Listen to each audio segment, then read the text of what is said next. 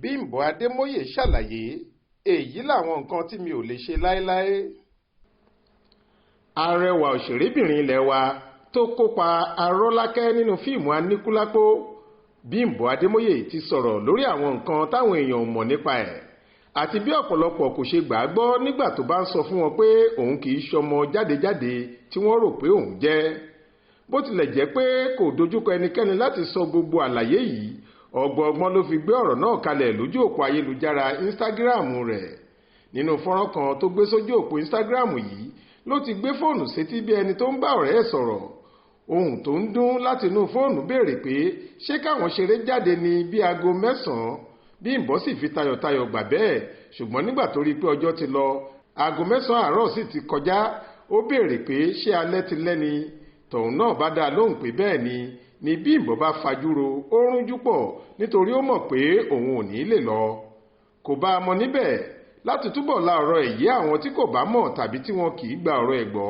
Ó kọ sábẹ́ fídíò náà pé tí n bá ń sọ fáwọn èèyàn mi pé mi ò kì í lọ sóde àríyá àti pé mi ò fẹ́ràn láti máa jáde tí kì í bá ṣe ọ̀rọ̀ iṣẹ́ tàbí kó jẹ́ ọ̀rọ̀ mọ̀lẹ́bí àbí ọ̀rẹ́ tá a jọ súnmọ́ra wa gan, wọn ò kì í gbà mí gbọ́. Àbí kí n sọ fún wọn pé bí mo ṣe wà yìí mi ò kì í mu ọtí dépò pé máa fa sìgá tàbí nǹkan kan.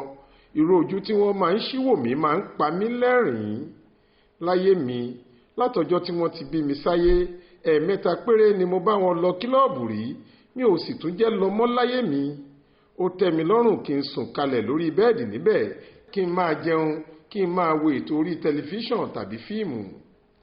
Lẹ́yìn tó kọ gbogbo eléyìí tán, ó béèrè lọ́wọ́ àwọn èèyàn pé kí wọ́n sọ sọ́rọ̀ náà tó bá jẹ́ irú ìgbésí ayé bẹ́ẹ̀ làwọn náà ń gbé.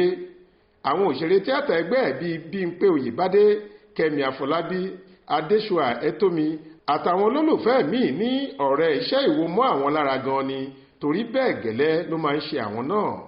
Àwọn èèyàn míì sì ní ìdí tàwọn kì í gbélé ní tàwọn o, àwọn fẹ́ràn láti máa jáde àti pé owó ló fẹ́ sọ àwọn dẹni tó ń déjúmọ́lé lásìkò yìí, gẹ́gẹ́ bí wọ́n ṣe wí. Monísọ́lá Sàká ló ṣàkójọ ìròyìn yìí fún iléeṣẹ́ tẹlifíṣàn Aláròyé online. Faith Adébọ́lá ló kà á sétí ìgbọ́ yín.